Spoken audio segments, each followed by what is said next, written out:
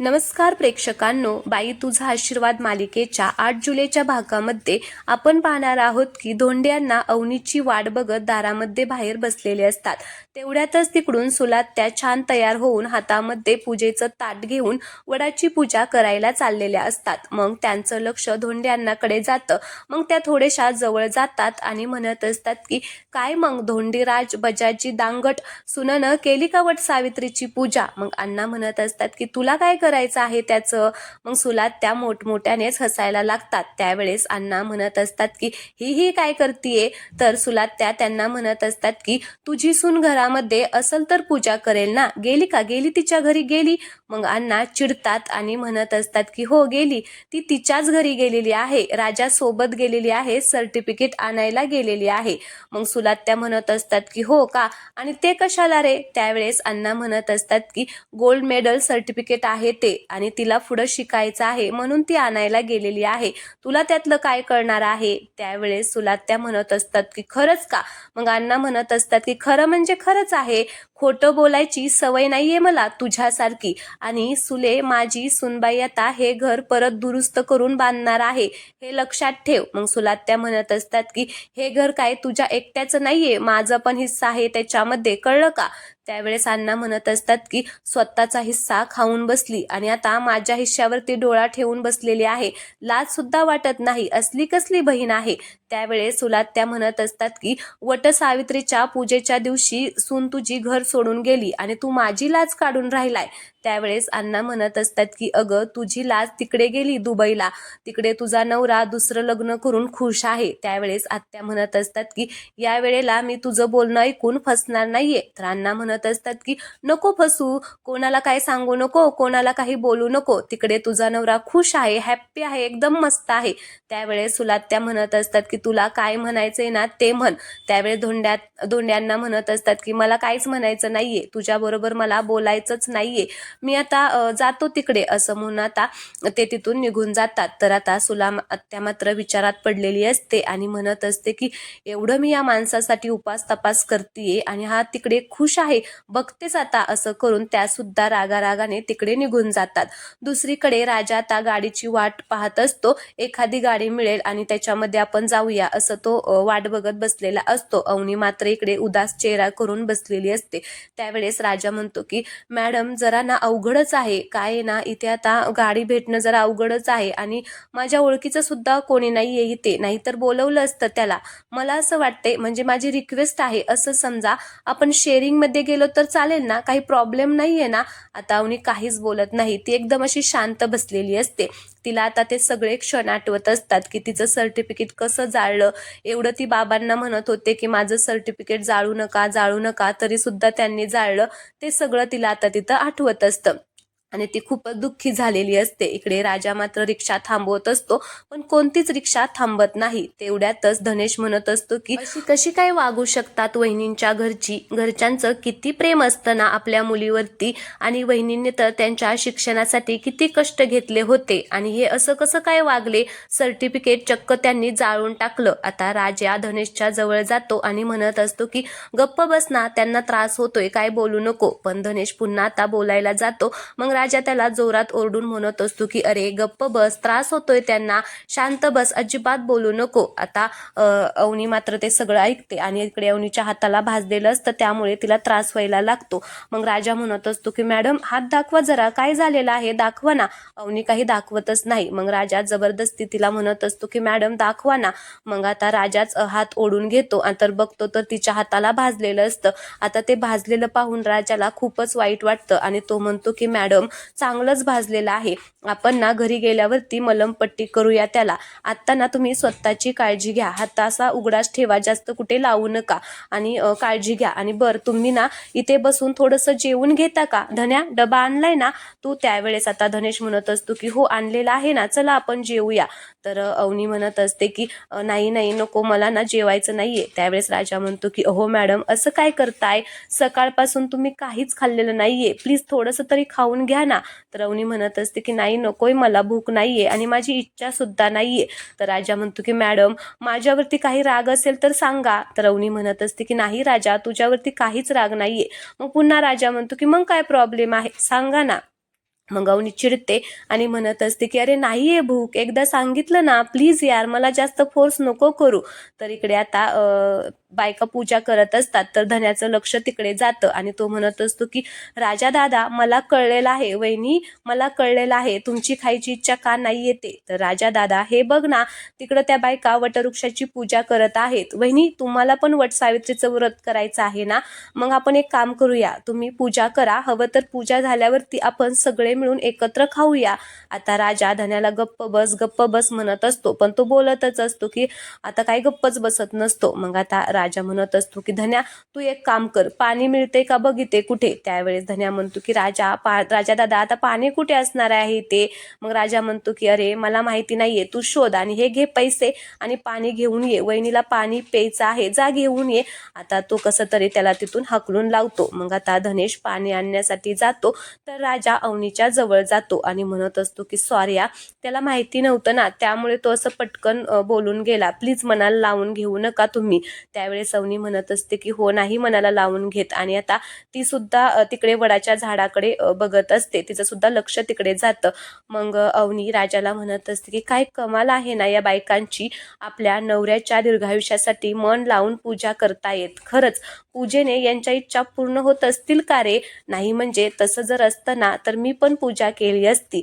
मग राजाला असं वाटतं की माझ्यासाठीच बोलतायत, पण आता अवनी पुन्हा म्हणत असते की पण माझ्या स्वप्नांच्या दीर्घायुष्यासाठी मी पूजा केली असती. लग्न नवरा हे सगळं माझ्या मनात कधीच नव्हतं आणि आई बाबा मात्र त्याच्याच पाठी लागलेले आहेत. विचित्र असणारे आपलं आयुष्य, ज्या आई वडिलांवर आपला सर्वात जास्त विश्वास आहे ते आपल्या पाठीशी आहेत म्हणून आपण मोठमोठे स्वप्न बघायला शिकलो. आज तेच आई बाबा माझ्या विरोधात उभे आहेत. त्यावेळेस राजा म्हणतो की मॅडम तुमची सगळी स्वप्न पूर्ण होणार आहेत. तुम्ही आता काय बोलून आलेला आहे तुमच्या बाबांना ते आपण करून दाखवायचंच आणि आपण करून दाखवणारच आहोत. माझा ना फुल सपोर्ट आहे तुम्हाला. मग अवनी खुश होते आणि म्हणत असते की कोण आहेस रे तू माझा, इथे माझ्या रक्ताची नाती माझ्या विरोधात उभी आहेत आणि तू माझा कोणीही नसताना ठामपणे माझ्या पाठीशी उभा आहेस. खरंच प्रत्येक मुलीला ना तुझ्यासारखा समजूतदार नवरा मिळायला हवा आणि असा नवरा जर मिळत असेल ना तर हे व्रत 7 जन्मासाठी करायला काहीच हरकत नाही. मग राजा खुश होतो आणि त्याला अवनीचं बोलणं खूपच आवडतं आणि तो म्हणत असतो की मॅडम तुम्ही ना आता मला लाजवताय. त्यावेळेस आता अवनी म्हणत असते की नाही पण खरंच थँक्यू बरं का, खरंच थँक्यू, तू होतास म्हणून मी आता सांगू शकले, स्वतःला समजावू शकले. त्यावेळेस राजा मनामध्ये म्हणत असतो की मॅडम पुढचे 7ही जन्म तुम्हीच मला बायको म्हणून पाहिजे, कारण मी तुमचा खरा नवरा आहे. मग आता तेवढ्यातच त्याचं लक्ष तिकडे वडाच्या झाडाकडे जातं तर त्याला अवनी वडाच्या झाडाची पूजा करत आहे व फेरे मारत आहे हे दिसतं. ते पाहून आता तो खूपच खुश होतो. आता अवनी सुद्धा त्याच्याकडे पाहत असते, म्हणजे ती त्याच्या स्वप्नातली अवनी त्याच्याकडे पाहत असते आणि ती सुद्धा खूप खुश होऊन पाहते. हे आता राजाला ते दृश्य दिसत असतं आणि तो खुश झालेला असतो. त्याला खूप छान वाटत असतं की अवनी त्याच्यासाठी पूजा करत आहे. मग अवनी आता वडाच्या झाडाला फेऱ्या मारायला सुरुवात करते. तर राजाला असं वाटत असतं की मी पण जावं तिथं आणि आम्ही दोघांनी वडाच्या झाडाला फेऱ्या मारत राहू. मग आता ते त्याला क्षण तिथे आठवतात. राजा सुद्धा अवनीच्या जवळ जातो आणि ते दोघे जण मिळून आता वडाला फेऱ्या मारत आहेत असं आता तो इमॅजिन करत असतो. खरं तर प्रेक्षकांनो राजाचं स्वप्न हे यावर्षी नाही पण पुढच्या वर्षी नक्कीच पूर्ण होणार आहे. असेच मिळून ते दोघे जण वडाच्या झाडाला फेऱ्या मारतील. पण ह्या वेळेस आता राजा फक्त स्वप्नच बघणार आहे. तर मग तिकडून त्याला रिक्षाचा आवाज येतो म्हणून तो स्वप्नातून बाहेर येतो आणि त्या रिक्षावाल्याला थांबायला सांगतो. दादा दादा थांबा ना, दादा थांबा ना असं म्हणून तो रिक्षा थांबवतो आणि म्हणत असतो की आम्हाला ना देवळालीला सोडणार का. मग आता तो म्हणतो की म्हणजे तो ड्रायव्हर म्हणतो की हो. मग इकडे आता अवनीला मात्र चक्कर यायला लागलेली असते. राजा आता धनेशला आवाज देत असतो आणि अवनीला म्हणत असतो की मॅडम तुम्ही बसून घ्या, मॅडम तुम्ही बसून घ्या. पण अवनीला खूपच चक्कर येत असते, तिला आता काहीच पुढचं दिसतच नसतं. त्यावेळेस मग राजा तिच्या जवळ जातो आणि म्हणत असतो की मॅडम अहो काय झालं तुम्हाला. आणि तो रिक्षावाल्याला सांगतो की दादा तुम्ही जावा, आम्हाला नाही यायचं. आता रिक्षा तिथून निघून जाते. तर मग अवनीला त्रास होत असतो, तर राजा तिला तिकडे मंदिराच्या जवळ घेऊन जातो आणि तिथे तिला खाली बसवतो आणि म्हणत असतो की 1 मिनिट मॅडम, असं डोकं टेकून बसा, म्हणजे तुम्हाला जरा बरं वाटेल. आणि काय हा धन्या पाणी आणायला कुठे गेलाय काय माहिती, किती वेळ लावलेला आहे, असं म्हणून राजा इकडे तिकडे पाहतो. तर आता त्याला धन्या कुठेच दिसत नाही. मग त्याचं लक्ष तिकडे वडाच्या झाडाजवळ ज्या बायका उभा असतात त्यांच्याकडे जातं आणि मग तो म्हणत असतो की मॅडम तुम्ही ना इथे बसा, मी लगेच आलो, असं म्हणून तो पळतच त्या बायकांच्या जवळ जातो आणि मग म्हणत असतो की तुमच्याकडे पाणी आहे का हो, माझ्या बायकोला, असं त्याला बोलायचं असतं. पण तो मध्येच आता थांबतो आणि म्हणत असतो की त्यांना ना जरा चक्कर आलेली आहे, प्लीज पाणी असेल तर द्या ना. तर चक्कर आली आहे. मग आता आणि तुमच्याकडे जर काही खायला असेल, गोड किंवा साखर असेल ना, तर ती पण दिली तरी चालेल, त्यांना ना थोडंसं बरं वाटेल. मग एक बाई म्हणत असते की अहो उपवास केलाय ना त्यांनी, मग खाऊन कसं चालेल, त्यांना ना फक्त पाणी द्या, खायला काही सांगू नका, उपवास केल्यामुळे त्यांना थोडंसं अस्वस्थ वाटत असेल, काही टेन्शन घेऊ नका आणि पूजा न करता इथून जाऊ नका. आज वट पौर्णिमा आहे ना, मग वडाची एक तरी फेरी मारून जा, म्हणजे पूजा केल्यासारखं वाटेल. तर राजा म्हणतो की हो. आणि मग आता ती बाई त्यांना म्हणजे एक पाण्याची बॉटल देते आणि मग राजा ती बॉटल घेतो आणि पळतच अवनीकडे जातो आणि अवनीला म्हणत असतो की थोडंसं पाणी घ्या. आता अवनी नाही नाहीच म्हणत असते. त्यावेळेस राजा मोठ्यानेच म्हणतो की अहो प्रत्येक गोष्टीला कसं हो तुम्ही नाही म्हणता, घ्या बरं पाणी थोडंसं, म्हणजे तुम्हाला बरं वाटेल. आता तो अवनीला पाणी पाजतो आणि मग अवनी पाणी पिल्यानंतर तिला थोडंसं बरं वाटत असतं. मग ती म्हणत असते की राजा रिक्षा गेली का? त्यावेळेस राजा म्हणतो की हो रिक्षा गेली. तर अवनी म्हणत असते की आणि धनू कुठे आहे? तर राजा म्हणतो की पाणी आणण्यासाठी गेलेला आहे, तो काही अजून आलेलाच नाहीये. तर अवनी म्हणत असते की अरे कधी येणार तो, आपल्याला उशीर होत असेल ना, चल चल आपल्याला जायला पाहिजे. तर राजा म्हणतो की नाही नाही, काय उशीर होणार नाही, आपल्याला कुठे जायचं नाहीये, काहीच काम नाहीये, तुम्ही 2 मिनिटं जरा शांत बसा. 2 मिनिटं जरा शांत बसला ना तुम्हाला बरं वाटेल आणि डोळे बंद करा 2 मिनिटं आणि बसा पाठीमागे टेकून, असं म्हणून राजा आता अवनीला तिथे बसवतो आणि मग अवनीच्या शेजारी जाऊन तिकडे थोडासा साईडला जाऊन बसतो आणि मग तो इकडे तिकडे बघत असतो. तर त्याला तिकडे बायका पूजा करत आहे ते दिसतं. मग राजा ठरवतो की आता वडाची पूजा मॅडम नाही करू शकत, पण मी तर करू शकतो ना, असं म्हणून आता तो मनामध्येच म्हणत असतो की मी तर यांना मनापासून माझी बायको मानतो. मग तो पळतच तिकडे जातो आणि ज्या बायकांनी त्याला बाटली दिली होती ती बाटली घेऊन आता त्यांच्याकडे देतो आणि तिकडे सामान विकणाऱ्या बाईच्या जवळ जातो आणि मग म्हणत असतो की ताई मला ना पूजेचं साहित्य हवं आहे. त्यावेळेस आता ती बाई म्हणत असते की हो मी देते तुम्हाला पूजेचं साहित्य, पण तुमची बायको कुठे आहे? त्यावेळेस राजा म्हणत असतो की अहो मीच करणार आहे पूजा. मग ती बाई म्हणत असते की तुम्ही करणार आहे पूजा? अहो पूजा बायकोने करायची असते. त्यावेळेस राजा म्हणत असतो की जन्मोजन्मी हीच बायको मिळावी अशी माझीच इच्छा आहे, मग पूजा सुद्धा मीच करणार ना. तर ती बाई म्हणते की हा बरोबर आहे. मग आता ती राजाला पूजेची थाळी देते, सगळं पूजेचं साहित्य देते आणि मग राजाला म्हणत असते की जावा आता पूजा करा. मग राजा पूजेची थाळी घेऊन आता वडाच्या जवळ जातो. अवनी मात्र तिकडे शांत डोळे मिटून बसलेली असते, तिला खूपच त्रास होत असतो. त्यामुळे मग राजा आता पूजा करत असतो. मग हळदी कुंकू लावत म्हणत असतो की देवी आई तुला ना चांगलंच माहिती आहे आम्ही कोणत्या परिस्थितीत लग्न केलं, हे लग्न खरं आहे हे तुला आणि मला माहिती आहे, पण त्यांना माहित नाहीये ना, त्यामुळे त्यांना जेव्हा कळेल त्याच्या आधीच ना आमची लवशिप होऊ दे बघ, म्हणजे त्या माझं प्रेम आनंदाने स्वीकारतील ना. या जन्मामध्ये लय कष्ट पडलेत ग आमच्या प्रेमाला, पुढच्या जन्मात तेवढे कष्ट नको आहेत मला, या जन्मात मी करीन ॲडजस्ट, नो प्रॉब्लेम, पण देवी आई दुसऱ्या जन्मात ना सगळं व्यवस्थित करून टाक, म्हणजे डायरेक्ट मला श्रीमंत, देखना, एकदम सायंटिस्ट, हुशारच करून टाक मला. आणि जसं ह्या जन्मात मला पहिलं प्रेम झालं ना तसं त्यांचं माझ्यावरती होऊ दे, दुसऱ्या जन्मात पहिल्यांदा प्रेम, क्रश यायला पाहिजे ग त्यांचा माझ्यावर. क्रश आल्यावरती मी थोडंसं भाव खाईल, म्हणजे थोडासाच भाव खाईला, पण मी म्हणजे जास्त काही भाव खाणार नाही, थोडासाच खाईल ग. शेवटी काय आहे त्या मला खूप आवडतात ना. आणि ह्या जन्मात देवी आई तुला क्लिअर कट सांगतो, या जन्मी आमचं अरेंज मॅरेज होऊ दे, काय आहे ना लव्ह मॅरेजची झंझटच नको ग, डायरेक्ट लग्नानंतर मी त्यांच्या प्रेमामध्ये आणि त्या माझ्या प्रेमामध्ये पडायला पाहिजे, सगळं कसं एकदम मस्त व्हायला पाहिजे. मग आता राजा असं बोलत असतो तेवढ्यातच तिकडून धनेश येतो आणि तिथे त्याला वहिनी दिसते, पण राजा दादा दिसतच नाही. म्हणून तो इकडे तिकडे पाहतो तर राजा आता वडाला फेऱ्या मारत असतो. मग धन्या म्हणतो की काय काय चाललंय हे? तर तिकडून राजा म्हणतो की तुझं काय चाललंय, किती वेळ लावला आणि आता त्यांना अजिबात उठवू नको. मग आता धनेश म्हणत असतो की सांगू का वहिनीला? तर राजा म्हणतो की नाही नाही अजिबात उठवू नको. मग आता तो तिथे बॅग आणि बाटली ठेवतो म्हणजे धनेश, आणि पळतच राजा दादाकडे जातो आणि मग तो फेऱ्या मारत असतो. तर इकडे धनेश त्याचा व्हिडिओ काढायला लागतो. राजा आता फेऱ्या मारत असतो तर ते सगळं शूटिंग आता इथे धनेश त्याच्या मोबाईलमध्ये करत असतो. मग राजा म्हणत असतो की देवी आई, अगं अवनी मॅडमच्या स्वप्नांसाठी केलं ग सगळं, कसं पटवून देऊ त्यांना आता हे सगळं, काय करू देवी आई? मला मान्य आहे खोटं बोललेलो आहे मी, पण माझा हेतू निर्मळ आहे आणि प्रामाणिक आहे. मी हे सगळं माझ्या स्वतःसाठी नाही केलं, त्यांच्या घरच्यांच्या आणि अवनी मॅडमच्या भविष्यासाठी केलेलं आहे. त्यांना कोणाचीही दृष्ट लागू नये एवढंच बघ, असं म्हणून तो आता सगळे फेरे मारून पाया पडत असतो. दुसरीकडे यशा दादा आता राजा आणि धन्याला फोन लावत असतो, पण दोघेही फोन उचलत नसतात. त्यावेळेस अण्णा म्हणत असतात की यशा, मला ना चांगली फिलिंग येत नाहीये, काहीतरी गडबड झालेली आहे असं वाटत आहे, चल आपण दोघे जण जाऊन बघूया. त्यावेळेस यशोदा म्हणतो की अण्णा थोड्या वेळ वाट बघूया आणि मग जाऊया. तर अण्णा म्हणत असतात की तो धन्या लहान आहे आणि पाण्यात सर्किट आहे, त्या दोघांच्या ऐवजी ना तूच जायला हवं होतं. दांगटांची सून आहे रे ते, ती सेफ असली पाहिजे. त्यावेळेस आता यशोदा म्हणतो की हो अण्णा तुम्ही काळजी करू नका.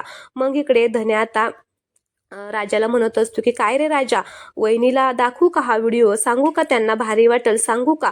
त्यावेळेस राजा म्हणतो की धन्या सांगू नको, त्यांना काही भारी वाटणार नाहीये, प्लीज त्यांना सांगू नको. तर आता धन्या म्हणतो की सांगू दे अरे, त्यांना भारी वाटेल.